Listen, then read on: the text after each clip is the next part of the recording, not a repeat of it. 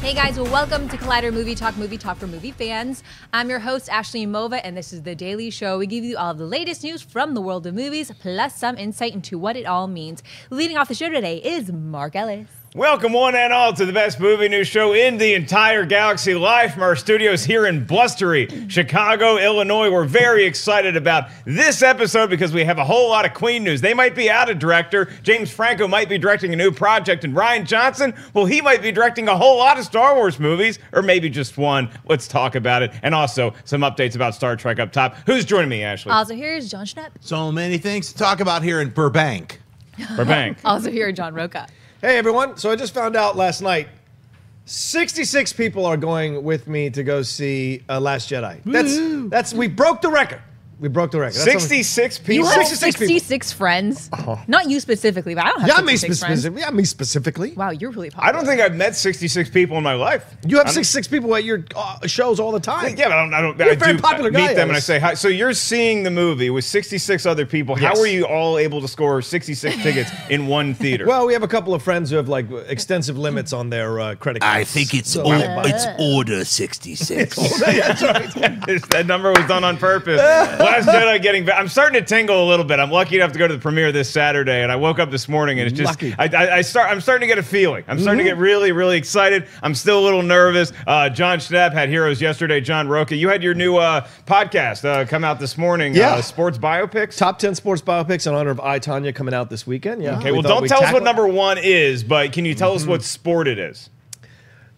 Boxing. Okay. Yeah. Is he like Michael Rappaport? Is he like Christian Harloff? Listen to the podcast and find out. In the meantime, we have some exciting breaking news to talk about. This happened late yesterday. There's a couple articles already about it on Collider.com. Haley Fouch had the article where it was talking about Quentin Tarantino possibly conceptualizing and maybe even directing a new, brace yourselves, Star Trek movie. Tarantino had an idea. Him and J.J. Abrams went out to lunch. Abrams loved it so much they scheduled a meeting at the Paramount lot. They sat down, and it seems like this thing really has legs. God, so maybe it's going to be Spock and Kirk in a Pulp Fiction kind of please, setting. God. But Quentin Tarantino is serious about his desire to make a Star Trek movie, and whether he's going to produce it, write it, just kind of sit back and be an executive producer and let somebody else shepherd it to the actual screen. It was interesting this morning because another Collider writer at Collider.com, Dave Trumbore, was writing about how Tarantino had iterated his desire to make some sort of Star Trek movie based on one of the existing episodes from the old series, and that was back in a podcast that Tarantino did in 2015. So it seems that he's had a desire to make a Star Trek movie for a while, but Schnepp, Star Trek fans hear this and their minds have to be going 1,000 different ways because Tarantino likes to make Tarantino movies. Do you think that that would mesh well in the Venn diagram that would connect a Star Trek and a Tarantino movie? I have no idea if this is going to be like the Kelvin timeline or any of this other weird stuff, but you know, Red matter, man. It's exciting because Tarantino's long talked about how he wants to do a science fiction film. Like he's done a bunch of different genre films. He's really feels really at home with the Western. I love all of his Westerns so far. So for myself, I'd love to see him do a science fiction film, and if it's going to be Star Trek, all the more power to it, because I mean, if he's a big Star Trek fan, which I know he is, especially the original series, then it should be really quality. The story's probably like mind-blowing, so I'm all in. Well, he met with J.J. Abrams, and J.J. obviously the guy who rebooted Star Trek back in 2009 and brought it to the masses once again, but there were a lot of hardcore Star Trek fans that don't love those new movies, particularly because they don't quite feel like Star Trek. So how is a guy like Tarantino, who is so singular in his movie making and what stories he wants to bring in, the characters that he brings in those stories, now Rocha, he's going to have to tackle some pretty iconic legends. Yeah. How's he going to be able to do that? Well, it'll be interesting to see where they set it. I think John's really on point here to see, wondering where they set it. But if you go back and see some of the older episodes from the original series, there are some really dark themes that are explored in interesting ways that weren't done before on TV. You know, we have the first interracial kiss. We have a lot of stuff going on with the black and white, the Frank Gorshin series is all about the racial episode. There's all about the racial stuff that's going on. So there was a lot of stuff that Star Trek tackled that was topical. You bring in a director like Tarantino, it makes it all exciting for those of us who are Star Trek fans, because now they can explore it even deeper and kind of go back to that thing that was in the original series and see what he can bring out, because he does that in all his movies. You know, we see him touch on things or really explore these issues with human beings, these issues in racial situations. So there's a lot that can play out here with Tarantino. It does excite. I think it's good to give him a shot, and much like to have the Star Wars story, you have separate directors coming that aren't part of the original trilogy or whatever, I mean, part of the overall trilogy. They come in and put their take on it.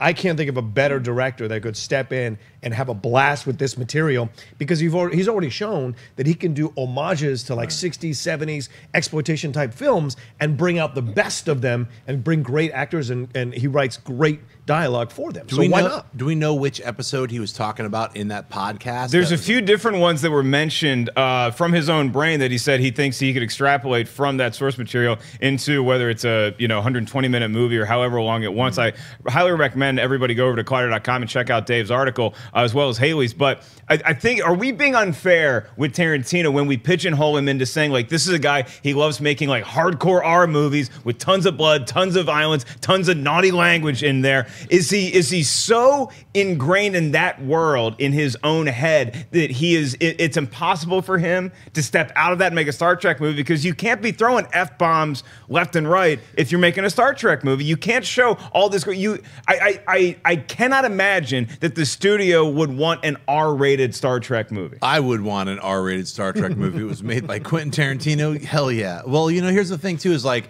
in the original Star Trek series, I mean, Shatner and McCoy and Spock would be like traveling through a whole bunch of different time periods. They'd go to the 40s, they'd go to, all different time periods. So I wonder if his idea definitely has the crew in some kind of time paradox, and that's why they've assembled a writer's room to kind of throw ideas around. So that makes me wonder, like, if his idea is so, like, just kind of in general, like a little bit more raw, like, what if we did a movie like this, and this, and now they're going to kind of extrapolate in like where they could go with it. So I would imagine if Tarantino was going to have the crew go back in time, maybe they'd go back to the 70s and like do something really cool back then. And sometimes directors like the challenge of stepping into a more limited situation. He did an episode of ER. He did 2 episodes of CSI. So he can certainly direct without having the F-bombs, without having necessarily an incredible amount of blood, although there is in ER some blood. But I mean, when he can certainly work within the parameters. He's a master director in that way. So I think it'd be great to give him this kind of toolbox and then a little bit of a limit, even if you make it a PG-13 film. Now, would I like to see an R-rated Star Trek film? Absolutely. In the vein of like Deadpool or Logan, this kind of R-rated take on a series and on a property that we've all enjoyed, he'd be great to do that. But he can work within a PG-13 time frame and still make it an amazing film. Well, from his own mouth, it appears he's a huge fan of the original series as well as the new generation. I know City on the Edge of Forever, I think, is one of the ones that from the original series that he wanted to work on, but he also had a couple good ideas that percolated from the next generation. So it's going to be interesting to see how it all plays out, but maybe we all need to take a step back and say, you look at a creative like the Russo brothers, for example, who came from the world of comedy, and now they're making these hard-hitting Marvel movies that still have comedy in them, but they're action-based, or somebody like Ava DuVernay, who made a movie like Selma and then can go off and do a fantasy film like Wrinkle in Time. So maybe we need to give a director with the talent of Quentin Tarantino a little more leeway to say, yeah, he can go into this different world. Or perhaps everybody at Paramount is looking at the trend of Deadpool and Logan. These are very successful R-rated movies that they could take their beloved Star Trek and make it into a different rating system and say, oh, let's see what kind of audience this brings. Because the one advantage that Star Trek has always had over Star Wars is that Star Wars wants everything to be canon. You cannot make a Star Wars movie unless it is considered canon. Star Trek can have a lot more massaging of the timeline, and maybe that's why Tarantino is so drawn to it, that you can do whatever you want in that sandbox, and if it doesn't work out, hey, we gave it a shot with one of the most famous directors of all time, tackling one of the most famous properties ever. Okay, we're going to move on to our official first story on the rundown. Ashley, it's something that we touched on yesterday, and I think we're going to have to get a little deeper. Just as news broke that Fox has halted production on the Queen biopic Bohemian Rhapsody, THR is now reporting that director Bryan Singer has been fired from the production. The trade details a long list of reasons that include clashes between him and his Freddie Mercury actor Rami Malek, absences from the set that would force cinematographer Thomas Newton Sigel to step in and direct, and actor Tom Hollander, who plays Queen manager Jim Beach, who is said to have briefly quit the film because of the director's behavior, but was persuaded to return. When Singer did not return to the set after the Thanksgiving break, that proved prove to be the last straw. The studio, which has about 2 more weeks of principal photography remaining on the film, is expected to name a new director within the next few days. Mark, thoughts on Singer being fired from Bohemian Rhapsody, and who would you like to see replace him? This is pretty stunning news because you only have 2 weeks left in the production in principal photography. I'm sure there's going to be a number of reshoots, as there are on most films these days, but hearing this news, it only reiterates my suggestion yesterday where, again, I don't want to get too specific into rumor mongering, but it does seem like there's a lot more behind the scenes going on with Bryan Singer than just him having a dispute or him taking care of his family. There was a story that Adam Chitwood had on Collider.com this morning where some of this, according to Singer, may be related to the fact that he was trying to take care of an ill parent that he had. Where the details of that are very vague, Singer also refuted the fact that him and Malek had any sort of differences that would lead him to not want to be on set anymore. But then you also have this news that Tom Hollander also did not want to be a part of the production for a while, to the point where when Singer departed, the director of photography, or the cinematographer, stepped in and directed some scenes for a number of days just to keep the production afloat. So there's a whole lot of stuff swirling with this Queen movie right now, and Bryan Singer at the eye of it all.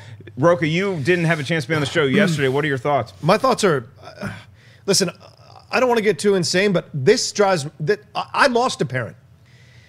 Everyone knows the rumors about your shit. Everyone does. Enough already. Enough.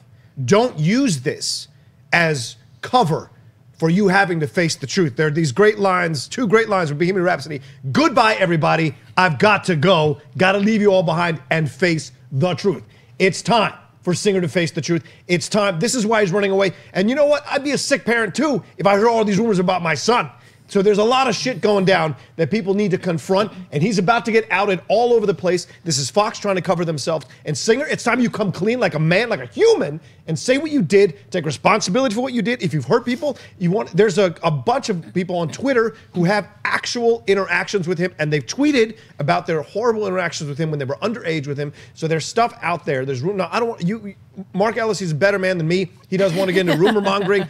I have a number of friends in that gay community who have told me stories about this man and the things he's done and his parties and all that kind of stuff. So own your shit, admit it, and let's all move on and get past it, because that's what's happening. And you bring in someone like some other director to come in and finish this out and be done with it. This is Fox smartly doing, like, getting rid of him so they can have cover. But Singer, all this stuff's gonna come out. Jessica Chastain tweeted about it. I don't know if Amy Adams or another actress tweeted about it as well and linked to it. So, Evan Rachel Wood linked to it, not Amy Adams. So there's a lot of people who know about this guy, just like they knew about Weinstein, just like they knew about Kevin Spacey. In fact, Kevin Spacey on Usual Suspects, Gabriel Byrne just did an interview this week where he talked about how they shut down Usual Suspects for a little bit because of allegations against Kevin Spacey. And then he hires him on Superman Returns. So there's a lot of stuff that goes on behind the scenes. Enough is enough already. Come clean, be done with it. Let us publicly whip you, take your punishment, and let's move on. Yeah, Schnepp, I don't think you need to squint or wear glasses or binoculars to see the writing on the wall here with Singer. Do you think that this is a move by Fox saying,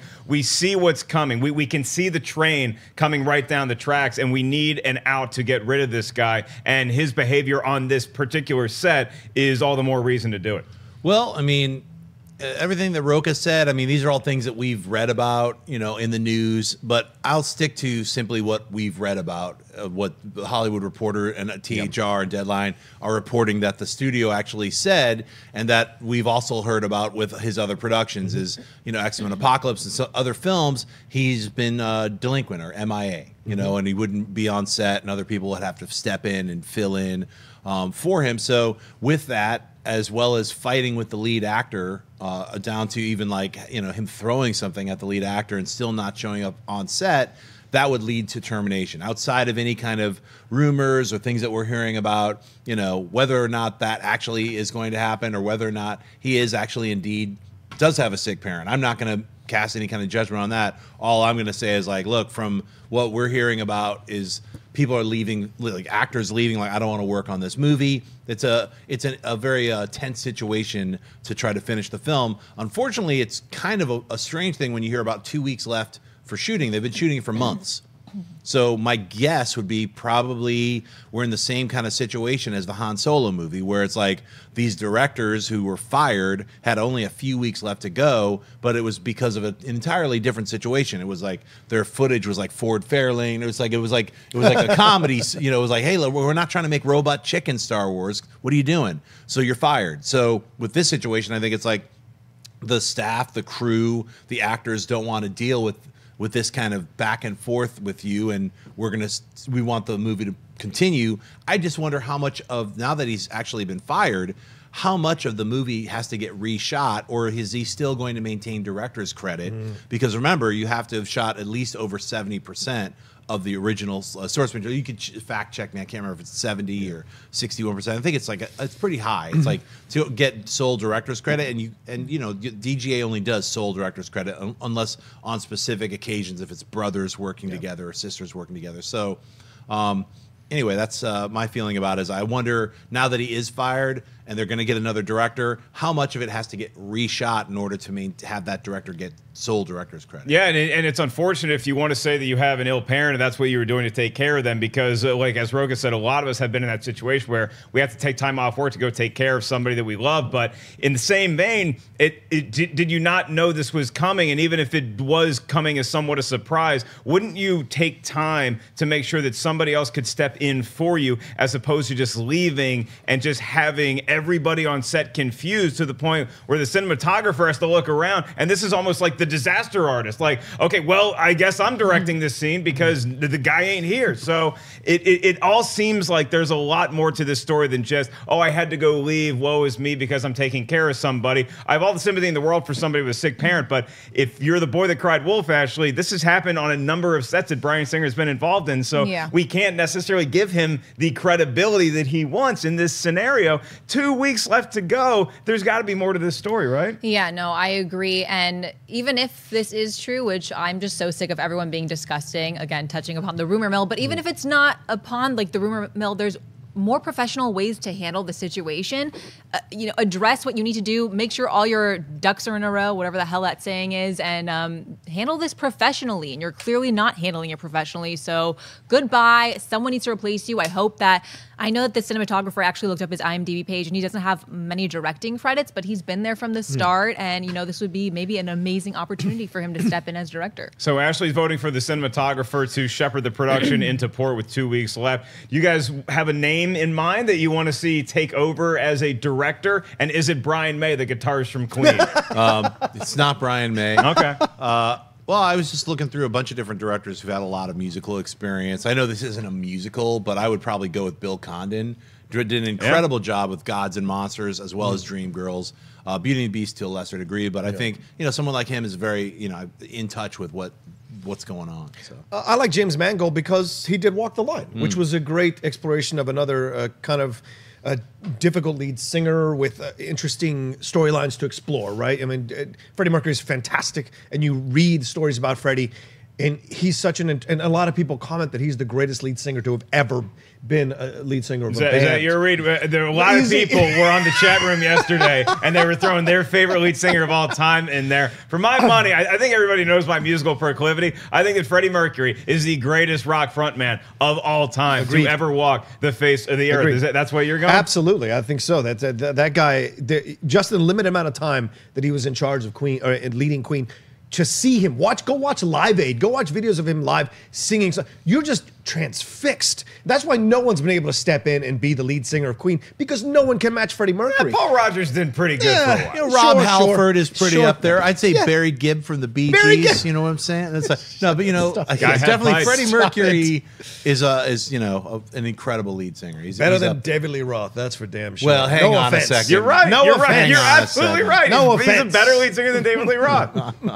So I would actually throw Adam Shankman's name into the mix, because he's made movies that haven't been great, but he did Rock of Ages and he did Hairspray. So my big question for the production of this movie is, what scenes do we need to shoot? Are we shooting some interpersonal scenes where it's just it's in between musical pieces, or do we have a couple like stage production scenes that we need to get done? In that case, I think Shankman would be the right guy because he did really well with the big production aspects of Rock of Ages and Hairspray. So maybe take that in consideration. And for the record, I have Mick Jagger at 3. I have Steven Tyler at 2 from Aerosmith, and at number 1, I have Freddie Mercury. Nice. Wait, all right. You have Tyler? Steven Tyler Ahead is of Mick Jagger? Yeah. He's got better vocal range. Sorry, Mick Jagger's great at moving around, but is singing? All right. Let's move on to Star Wars. Let's go to the galaxy far, far away and go to the Mos Eisley Cantina and see who's on the bill tonight. With Star Wars The Last Jedi ready to debut in theaters next Friday, director Rian Johnson is now making the press rounds on the promotional tour. Not surprising, The Last Jedi talks soon turn to his new trilogy of films separate from the saga, which is said to be a whole new story with characters we've yet to meet. Collider's own Steve Weintraub spoke to Johnson about the new trilogy and asked if he'd like to direct all 3 movies, with Johnson saying, "Honestly, I don't know yet if I'll direct all 3. I know I'm going to come up with the whole thing. The idea is to come up with one big story, but I know I'm going to write and direct at least the first one. Then I'm going to have to, even the first one at this point, we're still figuring it out. So I don't know yet, but I know I want to come up with the whole thing, and then we'll see." Rocha, do you think Rian Johnson should direct all 3 movies in the new trilogy or have him hand off to another director? Yes. Absolutely, he should direct all 3. He's coming up with the concept. He's coming up with the characters. He's coming up with the overall story, the arc of the story. Of course, with Lucasfilm, Kathleen Kennedy, everybody involved. But it's going to be Rian Johnson who's driving this train. And I want him to drive the train to every stop and bring the train into port and be done with it. With JJ, he started Force Awakens, then we had Rian Johnson stepping in, and then we have JJ coming back. It's a bit unsettled for me. I like the idea of having one person take this, especially because it's starting from scratch. He said he's pitching it from scratch, new characters, new stories, all this kind of stuff. So take it into port. We saw this with Back to the Future, Indiana Jones movies, the Godfather movies with Francis Ford Coppola. We've seen James Cameron did Terminator.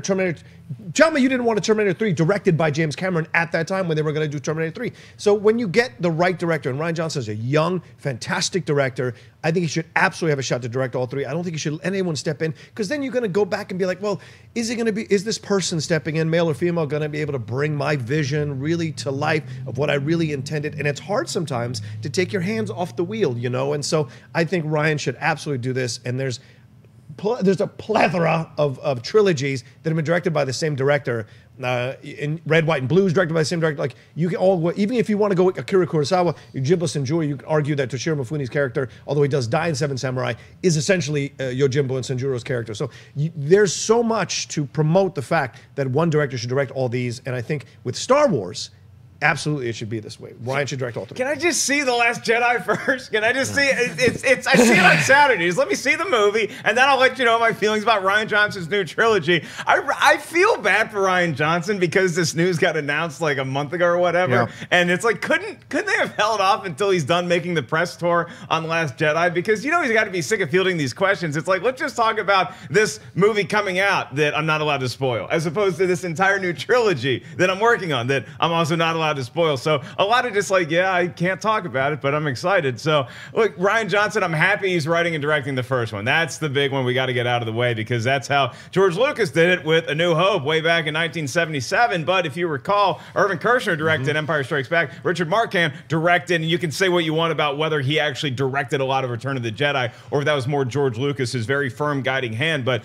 in any sense, I think it'd be fine if Rian Johnson did write the trilogy or wrote the concept for it, but you had other directors step in for 2 or 3, but much like it was George Lucas's decision to not direct Empire or Return of the Jedi, I think it's going to be left up to Rian Johnson to see what he has the energy for if he wants to. But it'd also be a great opportunity, Schnepp, for a young director to come in for episodes 2 and 3 of this new trilogy and be able to showcase their talents and lend something a little different. Yeah, I mean, I think there's a lot of people that are, at Lucasfilm who are very good directors. Dave Filoni. There's a lot of different people who could step in and either direct or write and direct the sequels to whatever Rian Johnson's going to come up with his new trilogy. Whether or not he has to write and direct all three of them, I don't think I need to see that. I mean, because Star Wars, all of them, I mean, we saw what we got when we got the prequels, and those were written and directed by George Lucas. And obviously, you know, it's his baby, but, you know, he sold it off, and now it's like being made by other people,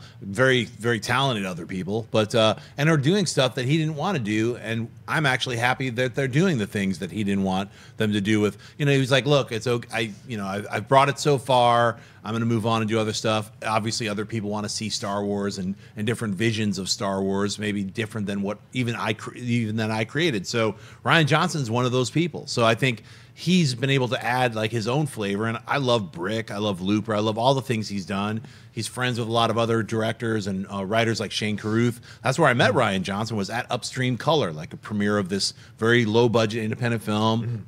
He had worked with him about doing some time travel stuff and whatnot. The guy's really smart, and that's what how I feel about it. Is like, look, like him and them announcing, look, we're giving him a new trilogy.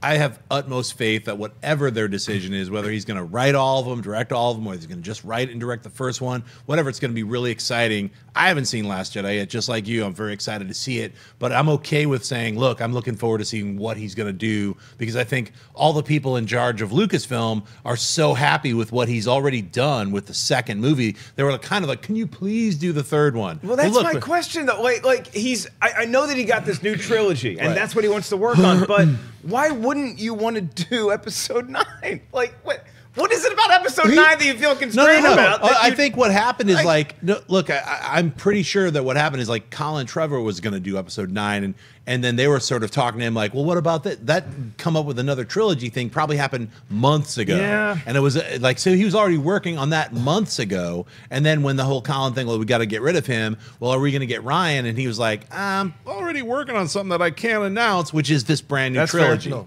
What Ryan said, or what I've heard Ryan said was, I'm exhausted from 8. I'm not ready to jump into 9. He needed a break. So they hand him the trilogy, and I think they hand him the trilogy because they've already seen it. You should be super excited. I already know I'm going to give it 9 out of 10, maybe even 10 out of 10. I know it's going to be great. If they hand you a trilogy, it's because they've seen your finished product and be like, damn, you here, take all our movies. Yeah. And I absolutely think he should do this.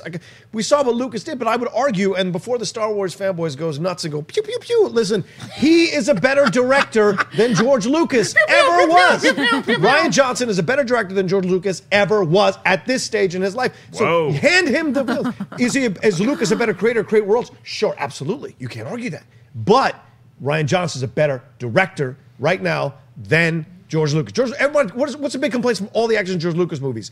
Oh, the dialogue's too wooden. You don't feel that way with Rian Johnson movies. So George Lucas directing. Can you do it again faster? Do it again faster. This is not a beat up on George Lucas. No, but I'm just saying. Hey, you ever see A New Hope? It's better than Looper. But this is my point why Ryan should be handed the trilogy and do all 3 movies, because we're not going to get the prequels. We're going to get something more inventive, some more interesting, and actors aren't going to come away with it scarred like Natalie Portman was. So I want to see what he can do with it. Ashley, can you just talk some sense into everybody here? Is Rian Johnson going to direct all 3 of these new movies, or do you think he starts it off and then he lets somebody else take the reins? I think that he needs to hand it off for every movie, and here's why. Because imagine the pressure of having to come up with a new Star Wars trilogy and then having to direct the pressure just must be so intense.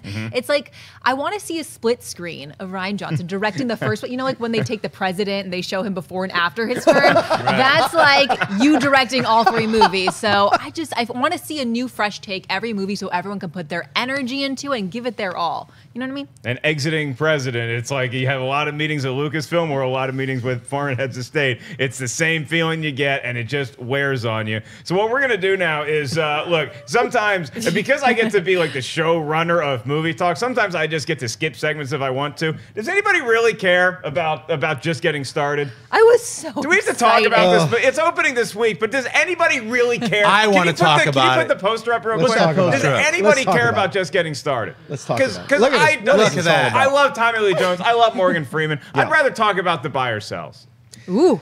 Can we talk about it? Are we talking about it or are we not? Let's do it. Rest in peace, Ron Shelton as a director. Rest in peace. This is ridiculous. Agreed. He Agreed. did Bull Durham, did White Men Can't Jump, did Cobb. You can argue Cobb. Tin Cup people love, but then Play It to the Bone, Dark Blue, Hollywood, Homicide, Hound Dogs, this TV movie, and Just Getting Started. It's over. If you've seen the trailer, it's ridiculous. That trailer is so terrible. Morgan Freeman, who's one of the greatest voiceover people in the history of mankind, is unintelligible in this movie. He's easy reader, baby. And Tommy Lee Jones is great, but he's wasted. And this is Tommy just doing a lap around the fame. Hey, He's look, just doing a lap. it's got around Renee Rosso in it. You Yeah, I can't love really Renee. complain about that. Yeah. When I saw the trailer, I was like, well, that's what you get. Sometimes you get, you get these movies. It's like set in the retirement home. You're like, it's always like we're getting the gang back together. We're all gonna go to Vegas or let's cause a robbery. Right. And then the people with the canes, and you're like, really? Look, what are you doing? liked- Like a bunch of I've got to drink my unease or whatever that whatever it is. When you have Unease. what is it called? DPs depends. I don't know what it's called. What is it? Depends or Oh, you mean What is the the drink? drink? What is the drink? Prune juice? No, No, it's some no. kind of drink. Ovaltine, maybe. Insure? Yeah. What Insure, there it is. Insure. Oh, I where's thought you my were gonna go insurance? medical Sorry, store. Yeah. not old enough yet to be drinking that. I'm on my way, but it's like I'm just saying, like, where's the rubber underwear? And like, like I agree. all the Cocoon, old this is Pearson not. jokes. Cocoon, this I is not. liked Las Vegas. I like going in style. I just didn't care about talking about this movie at all. I'm just it's- bringing liked that Last stuff up. But I man. do love Ron Shelton. I mean, White Men Can't Jump. You Right, talk about a it's the movie that 90s. inspired what you're looking at right now. It was all White Men Can't Jump. They I would should love have to be had- Sidney Dean, and if not, at least They Billy should have had Wilder. Morgan Freeman instead of Tommy Lee Jones. They should have had like some extra young dude show up, a young buck, like, "What's up, all you old people?" What would he be doing at the senior living? I don't know. I'm just trying to come up with a different movie. You'll never find a better senior living center premise than Del Boca Vista from Seinfeld. If this isn't better than that, yes. we don't need to see. We are going to move on to buy or sell. Ashley's going to give us the premise. We'll say whether we buy it or sell it, and let's hope it's better than this Tommy Lee Jones Morgan Freeman movie. Speaking at the recent Heroes and Villains convention in San Jose, California, Shazam himself, Zachary Levi, talked about the upcoming adaptation, revealing that he thinks the movie could surprise audiences in the same way Marvel's Guardians of the Galaxy did. He said, James Gunn and the gang killed it. It brought so much heart and humor, and I think it was kind of this dark horse that took everyone by storm. I think Shazam kind of has the possibility to do that because Shazam is not, for all intents and purposes, it's not Superman, it's not Batman, it's not Wonder Woman. Shazam gets to be a fun, jovial, because he is. He's Billy Batson. He's 13. It's the movie Big, but with superpowers, which I'm beyond stoked about. Schnepp, do you buy or sell Shazam being a surprise hit just like Guardians of the Galaxy? Well, as Fandral says, I'm totally 100%. You know, his only line in Thor Ragnarok was cut out. It was for Asgard, which I'm really bummed out. So I feel for you, Levi. That would have been awesome, to hear him say that's a great. If he has one line, he gets to say that. Anyway, he's Shazam. I think everything he said makes total sense, and that they're going this route. I mean, look, the DC universe right now cinematically is in some state of flux. A lot of decisions have to get made, but at least we know we're getting a Shazam movie, and it sounds like they're doing it right. I mean, I don't know how many people out there even know who the hell Shazam is. He's had a series back in the 70s where he rode around with an old man in a strange RV. We're like, we're solving crimes, Look, Captain Marvel isn't the most popular, or Shazam is what he's called in DC land. He's not the most popular character in the world. He's, but there's that corniness and that is fun. That's the fun part about Shazam. So big with superpowers makes total sense. And it embraces the corniness or the jokes, the sophomore humor in the same way that Guardians of the Galaxy has done it very successfully for 2 movies. So if this is the description of Shazam you're giving me, then Zachary Levi seemed like the perfect choice. If it is the movie Big with superpowers, that's what I think Zachary Levi is perfect for, because he can pull off action, but he's also very funny. He's quick. He's witty. He's got all that stuff going for him. So I'm excited to see this movie. And then I was also reminded in the show notes, thanks Mark Riley, that Mark Strong is playing the villain. So all the more reason to want to check out Shazam. This could be one of the movies for DC, Rocha, that it takes place outside of the current DCEU, where it might be in the same universe technically, but we don't have to worry about any of those other movies. We just get to go off, and David Sandberg can make this flick and make it a lot of fun. Yeah, I agree. I think it could absolutely be a hit in the vein of Guardians of the Galaxy, even in the vibe of Thor Ragnarok. It has that vibe, that kind of jovial, playful vibe. That's why people need to let go of Justice League. It happened. It's a Frankenstein of a movie. Let's move on. Wonder Woman is what they're going to go for now. Jeff Johns even wrote the New 52 version of Shazam when it came back. So he's partly in charge of what's going forward with the DC Cinematic Universe. So for me, I think this is great. It'll absolutely work. And that's why you cast Zachary Levi, because you want that kind of playful tongue-in-cheek. And you're right, there is stuff to make fun of with Mary Marvel and the dog and the Marvel family. There is stuff to play around and make fun of, but you can do it in a way that doesn't disrespect the source material. And I think that's why you cast someone like Zachary Levi, who you immediately enjoy and love as an audience, and then you see what he can bring to this character as he's discovering his powers, figuring stuff out. I don't know, are they going to do the cape and the hood? What kind of version of Shazam or Captain Marvel are they going to come back? But bringing in Mark Strong, you're absolutely right, to play Dr. Savannah is great. We've seen him play fantastic villains in films for numerous years. Great point. My thing is this: how are they going to make the gods work with him? Is it going to be this Cole stumbling around till he figures all this stuff out? Because remember, the S stands for Solomon, which is wisdom. Of Solomon. The wisdom. So how is he going to acquire this wisdom of Solomon? So for me, what's great about this is that you're going to go on this journey with him, and it's going to be funny, but it's also going to be like enjoyable and powerful and still respectful to the source material. So I absolutely think this is going to be a hit, and this is the way forward for the DC Cinematic Universe. The combination of kind of playfulness and also respect to the source. So I can't wait for it. If like, when you're playing Assassin's Creed and like you finish some level and then you like go into that weird floaty universe, if that's going to be how Shazam ends up talking to these, floaty gods, if it's some kind of thing like that where they're imparting some wisdom to him or whatever. But, with Shazam, what they just said is basically he's going to be 13. Billy Batson's 13, and when he turns into Shazam, he's still Billy Batson. Yeah. So he's basically, it's like a 13-year-old with like this, my God, I can fly, and it's going to be that kind of stuff. So that has like a ton of fun right there. I mean, obviously we're not going to see him dating anybody, or it'll be like, ew, girls, gross, or whatever. It's like there's a lot of possibilities. I'm very interested to see what they're going to do. I think by age 13, I was. I mean, no girl necessarily wanted to date me, but I think I had. I was wearing hypercolor shirts to the dance by age 13. Hypercolor? What does it mean? What is that? Oh, you guys never heard of hypercolor? What is that? Oh God, well you got to see me do stand up for that. Ashley, do you think that if I'll be the Comedy Store this week? Oh boy, plug. If I just pitch this premise to you that we have a 13-year-old and he's got superpowers and all this stuff in the DCEU. Most people just know Zachary Levi's the guy from Chuck. Is he the right choice in your eyes? Well, as someone who doesn't know who the hell Shazam is or what their source material is, I think it's kind of awkward to say a quote like this because you're setting the bar so high, saying it could be the next Guardians. It makes me go in with like really high expectations. So I'm worried I could be let down a little bit, but I like his enthusiasm and his description kind of seems funny. So I kind of buy it, I guess. Well, we have one more buy or sell for you. Let's find out where the sidewalk ends. Anybody? I get it. We'll get there. In a report from Deadline, James Franco is in talks to direct and star in a film about children's book author Shel Silverstein. He wrote Where the Sidewalk Ends. Yeah, there it is. Writers Chris Schaefer and Paul Vicknair will pen the adaptation based on Lisa Rogak's book, A Boy Named Shel. Silverstein, a poet, singer, songwriter, and screenwriter, has seen his work translated into more than 30 languages, selling over 20 million copies in total. This script for A Boy Named Shel is currently being worked on with a release date yet to be determined.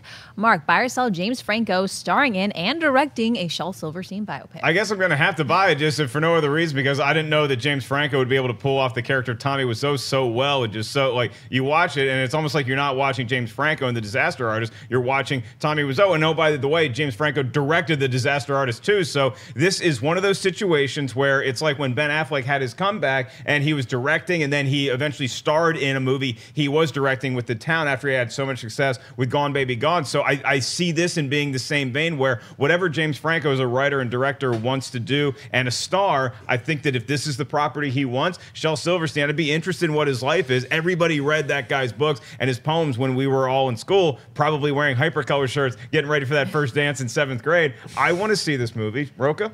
I don't. All right. Well, I do not want to see this movie. I mean, the rumors are Franco's next. So, do you want to hand him a kids author biopic? This is kind of scary to me. Even though Ray, shout out to Ray in that great graphic. My God, he looks like him in that graphic. So yeah, was he? Did he shave his head? Or no, I think that's Ray shaving his head, balding him up, balding him up. I mean, well, look, Rocha, I'm gonna say let's not like throw everybody under the bus yet until it's like like there's a lot of rumors about there's a lot of rumors going everybody's. around. I've heard rumors about you just yesterday. Whoa!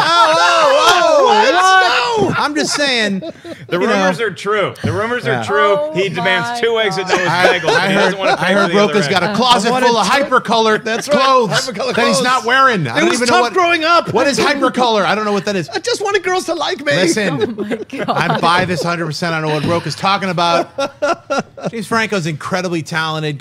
Check out his first film, The Ape. I mean, this guy is like experimental. He's doing all kinds of crazy stuff. I'm not saying he's not talented. I'm just saying there's Look, stuff coming There's out. a lot of rumors. You know, Yes, if there these are. things are, if these rumors are true, we'll find out eventually. But like, look, innocent until proven guilty, and I want to see this movie. And I think that he's an incredible actor. He did a great job with The Disaster Artist.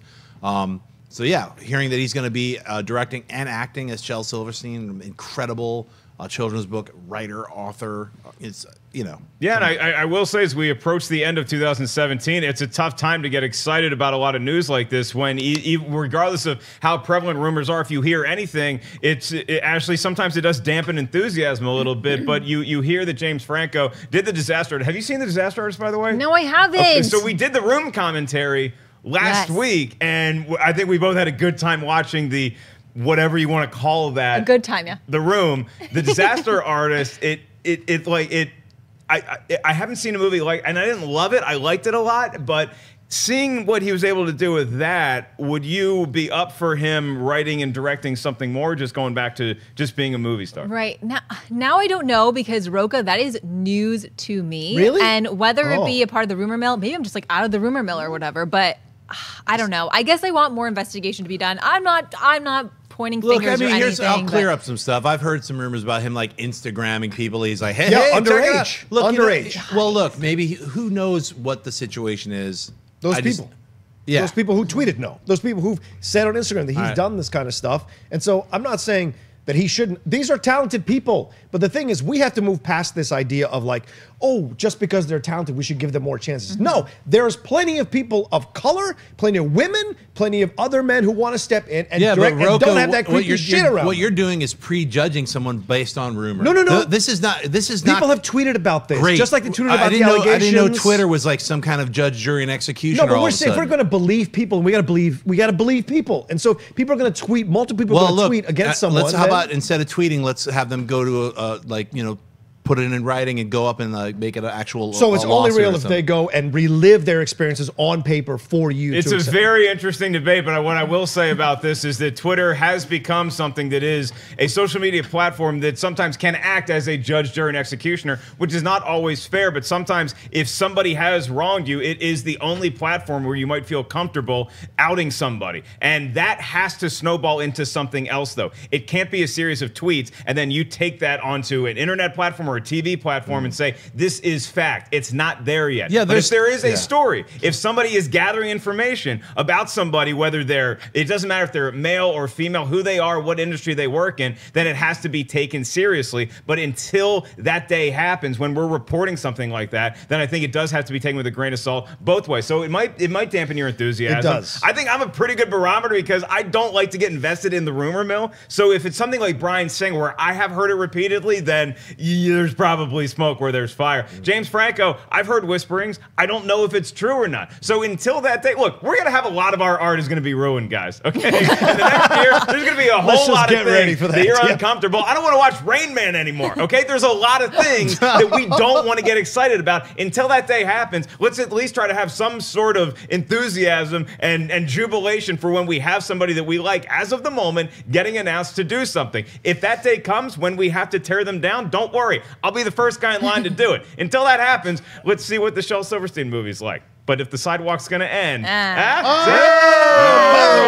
here we go. Mark Bring Ellis, it all ladies and back together. It's a huge present to put under a Christmas tree that no kid's going to want. We're going to move on to Mailbag. Before we go to Mailbag, I want to remind you guys at the end of this show, we're going to take some of your time for live Twitter questions. We're going to take some of your time to tweet us at Collider Video. And we also want to remind you that the top 50 superhero movies of all time is currently airing on Collider Video. We had a new episode drop today, so make sure you guys check that out. It's getting really good. The debate's getting really good. And All No Heroes dropped yesterday, hosted by that sweaty man right over there, Mr. Jon Schnepp. And we have an all-new Schmodown dropping later on today. Mark Bernardin taking on Lon Harris. It's going to be a good one. Let's move on to Mailbag. Ashley's got a question that somebody emailed us, collidervideo@gmail.com. Please tell me it is about Star Wars. No, it's not. Okay. It comes from Dale Solano. He writes, "Hey, Collider, you guys are great and your content is always awesome. Could you guys explain why some movies get such limited releases? Some examples are The Shape of Water, Call Me By Your Name, I, Tonya, and many others. Even though they are serious award contenders, they are super hard to find. I live in LA and The Shape of Water is playing for 4 days seemingly only at the ArcLight Hollywood or the Landmark. I understand they're smaller movies, but it's still surprising that they would seemingly only play at 1 or 2 theaters in a major city like LA. Any insight would be appreciated, and thank you." It's a good question. I mean, look, it is unfortunate sometimes if you're a huge movie fan and you hear about these movies that are coming out in limited release, if you don't live in Los Angeles or New York or sometimes like we do in the blustery city of Chicago, but you can't see everything. The good news about that is that if people support these kind of movies and they are getting Oscar buzz like The Shape of Water and Call Me By Your Name and I, Tonya, is that they're going to have an expanded release and they might hang out in theaters for longer because of all of the news swirling around them that they might be nominated for this or for that. So my advice to you is if you hear about a movie and it's playing in New York or LA, it's going to come to your city, but it might not be there that long. So make plans. Make sure that you're checking your local newspaper or Fandango or whatever the hell you do to get movie times. Be on top of it because they ain't going to be in theaters for long, but when they are, it's probably worth checking it out, Schnepp. Yeah, I agree. I mean, the way that these limited releases do, it's all buzz building. So it's sort of like they release it in LA and New York just to get the critics to see it, to get, especially for the Oscar seasons right now. That's what it is. So it is frustrating if you're not in, LA or New York or Chicago or a main city. It's going to take a couple months for these films to actually get to your cinema, but they will, especially if the buzz builds. So you'll be seeing The Shape of Water, only it'll probably be in January. Rocha? Yeah, well, I think there's two ideas. First, theaters are businesses. So they're not going to put like I, Tonya on 10 screens. They're not going to do those kinds of things because they know there's not a lot of buzz for it. They're doing it for Star Wars because it's a tentpole picture. But these smaller films, they're going to roll them out slowly, see what the buzz is. And it does also build up buzz because you're like, the per theater average are always included in these box office breakdowns. And so when you see an independent film or a smaller film getting a high per theater average, that gives it more impetus to be spread out to other theaters. And also, one of the joys about loving film is seeing that a film is playing like an hour away. And so you plan to drive out there and see the movie. That's a joy in discovering it. No one else is going out there with you. Going by yourself, you're going to sit and watch it, or maybe a friend or two, and you enjoy that. And that's part of what I enjoy. Like I would drive into DC. As soon as I could drive, I would drive into DC and see these films that weren't showing in suburban Virginia or northern Virginia. So it's a blast. So to me, that's kind of the good thing too, is that it makes you seek it out, and there's a joy in that if you love film. There certainly is, and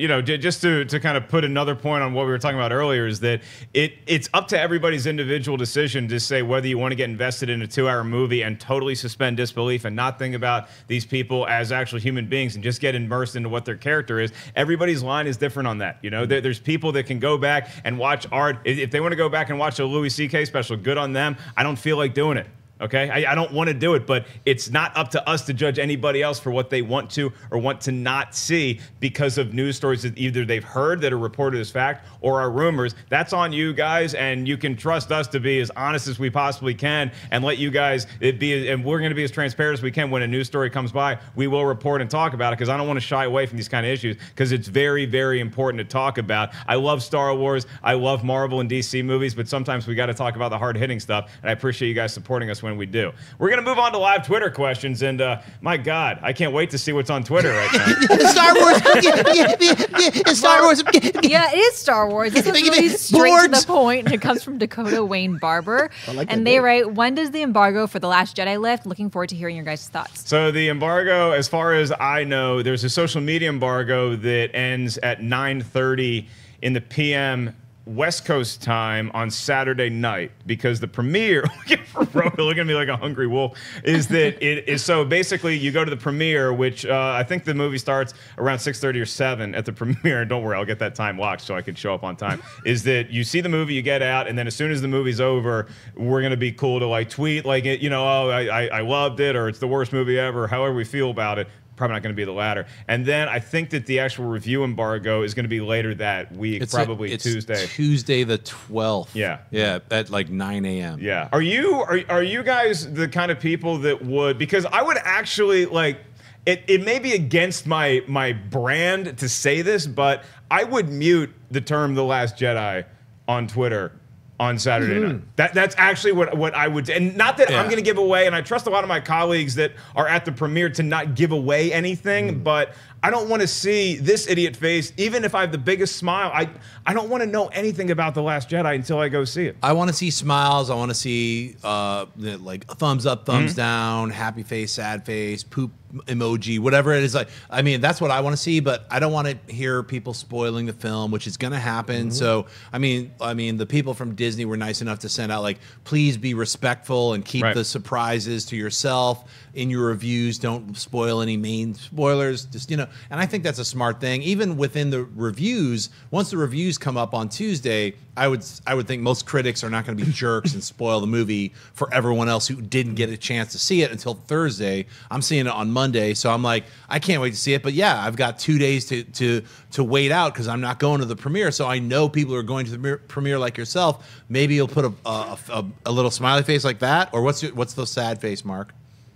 I haven't had to use a sad face. I want to see it. I just want to see Pressure. it. Oh my god. There we go. Oh my god. There it is. There it is. Right, so Boom. that's what I don't want to That see. should've been the emoji I don't movie. want to see that Saturday night. So I'm not going to block Mark Ellis. But if he posts a little frowny face like that, it could ruin my weekend. No, don't block me, but I think you can mute certain words on Twitter, Ashley. Like, are you one of these people that just, you don't want to see anything swirling around a movie until you actually get to lay your own eyes on Well, it? I think anything in the Star Wars world, you better go see that movie as soon as you can, or else trolls on the internet are going to ruin it for you. So yeah, mute the words, get to the movie as soon as you can. Rocha, are you a word muter, or do you want to see what everybody's buzzing about Saturday night? I'm not afraid. I don't mute anything. It's Like, not. It's not. I mean, I'm not afraid of calling you people's chicken. words, It's- Mark. Cheep, cheep, cheep, cheep, cheep, cheep, cheep, cheep, cheep, cheep, cheep, cheep. My tricolor shirt. No, listen.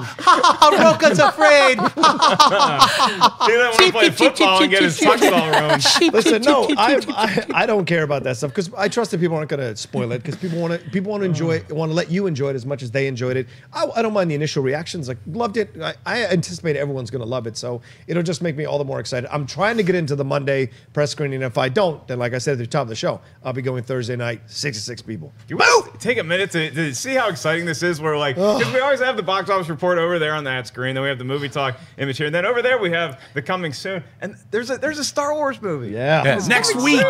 Next week. Oh boy, very excited, as is my tuxedo.